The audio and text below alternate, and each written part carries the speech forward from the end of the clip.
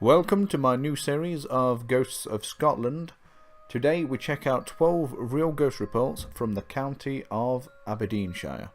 And before we get started, I want to apologise in advance because I know I'm going to mispronounce some place names. It's just going to happen. Hope you enjoy. Number 1. Hooded Figure. On January 1st of 1970, a woman walking to the bus stop on her way to work became aware of a man standing not too far from her. He wore a cloak, a mask, and a hood pulled up. Despite being frightened, she says she was compelled to approach the man. As she did so, the phantom figure dissolved into nothing. Number 2. Dark Figure. In 2006, in the Hillhead Halls of Residence in Aberdeen, a woman says that while she was looking in the mirror, a dark figure walked past her. She wasn't alone in this visitation, as speaking to her neighbour a few days later, the neighbour stated that on the same night she awoke from her sleep to find a dark figure of a man sat by the side of her bed. It wasn't until she had screamed that the entity disappeared. Number 3. The Silhouette of King Street Fire Station. When the building was still a fire station, many firefighters that were based here claimed to have seen the spirit of a man in Victorian uniform. He was believed to have been a heroic man that died while saving some children's lives. Many years later, the building was turned into a student accommodation, and the visitations continue. A former resident to the building says that while they were having a shower, a silhouetted figure walked towards them. The witness ended up hurting themselves as they tried to move out of the way. It was only after this incident that the student was told that the building was believed to be haunted. Number 4. Naked Man. In the early 20th century, the Palace Hotel in Aberdeen, for a week period, had a reoccurring visitor. The spirit was described to be a naked man that would bang on the hotel windows in an attempt to get everyone's attention.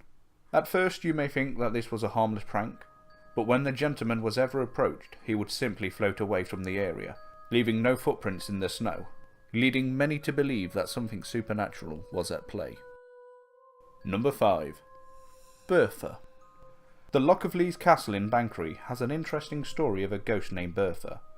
The tale goes that Bertha was poisoned to death by her lover's mother, as the mother was not impressed with her son's choice in bride. But Bertha got her revenge, as she came back in spirit form and scared her murderer to death. Now it's stories like these that bring a warm glow to your heart. Bertha is now believed to return once a year to the scene of the crime. So if you see her, just let her know what a great job she did in inflicting karma. Go for it. Number 6. Burning Family. Well, this next report is the stuff of nightmares. Corgoff Castle has a staggering 27 ghosts that have been seen and heard throughout the years. The story goes that way back in the castle's history, a fire had taken the lives of an entire family, along with their servants. These spirits have been reported by many to be heard screaming in agony throughout the night. So, not somewhere you want to go if you plan on getting any sleep. Just, yeah. Number 7. Trumpet Blower. Some spirits visit us for more reasons than just to scare us, or to perhaps get a sneaky glimpse of us in the shower. Some spirits actually come with a message. Fivy Castle has 2 spirits that do just that, but as you'll soon discover, it's not really the message you'd like to receive. A green lady will be seen as she drifts down corridors, always heading towards one specific room, while a trumpet blower known as Andrew Lemmy will blow a long note on his trumpet. Both of these apparitions have always been linked with an upcoming death within the family. So, as I said, not the message you'd like to hear. I honestly think what would scare me the most is not knowing which family member it was, or, for that matter, if it was going to be me. I think the panic would kill me. Terrifying. Number 8. Ouija board. Now this next report is just another reason as to why you shouldn't play with Ouija boards. They just ain't safe.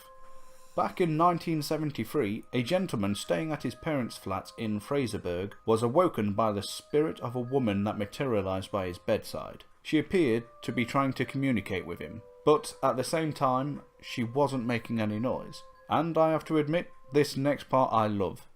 The spirit only disappeared after the man shouted at it. He didn't do an exorcism or lay down some salts or anything else that would be considered spiritually cleansing. He just shouted at it. You can't get more brilliant than that, really, can you? Then, after which, the spirit of the woman disappeared in front of him. Well, the following day, he starts to get a better idea of what happened the night previous, when he got talking to the flat neighbours from upstairs. They had said that they had been trying to make contact with the spirit of the lady that used to live in the house before them by means of a Ouija board. And to some certain extent, it did work. But on this occasion, it worked out alright. But you have no idea what you could be summoning on one of those things, if you're not careful. Some spirit of a serial killer could be lurking over your shoulder. Oh my god, look behind you! Nah, just kidding. Number 9. Isobel. Kinnaird Head Castle in Fraserburgh has a recurring spirit of a woman that comes just before bad weather is said to hit the area. This spirit is known as Isobel. The story behind Isobel is that she ended her life when she discovered that her father had killed a secret lover by chaining him to a rock while a storm was rising the water level higher than normal. She now comes to help prevent further victims. Number 10. Gunpowder. In the evening of the 21st of November in 1995, a witness claimed that while they were sat in their room, they could smell the overpowering odour of gunpowder. The smell eventually became too much for the witness, as they finally had to leave the room.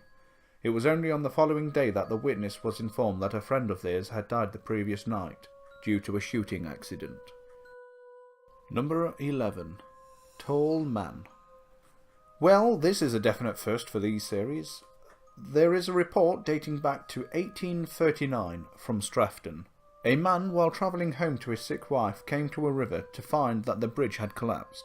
His luck appeared to be in when a tall stranger offered to carry the man across the river.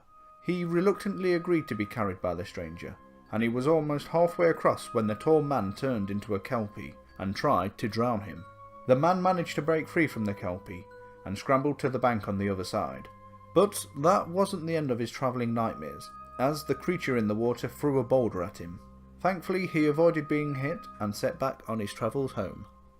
Just in case you were wondering what a kelpie is a water spirit that can take on many forms, usually comes as a horse, but can take on the form of a human. Yeah, right, to Google that too. You're not the only one. And finally for this episode, number 12. Old Lady in Black. Early January in 1990, a teenage boy while walking home became immensely terrified when he experienced the spirit of an old lady in black walk straight through him. He tried to run from the lady to get home quicker, but the old woman was keeping pace with him quite easily, until she passed through him a second time. Later that day, when the boy had managed to calm his nerves and go to sleep, he was forcibly woken by the sensation of being choked. He then watched in horror as a black cloud floated away from him and out of his bedroom window. Now this report isn't probably one of the most elaborate, but it's deadly creepy. It's definitely creepy. I don't want to be woken up being choked by an invisible force. Just no. That's it for this video. Thanks for watching. If you like the video, please hit the like button and don't forget to subscribe.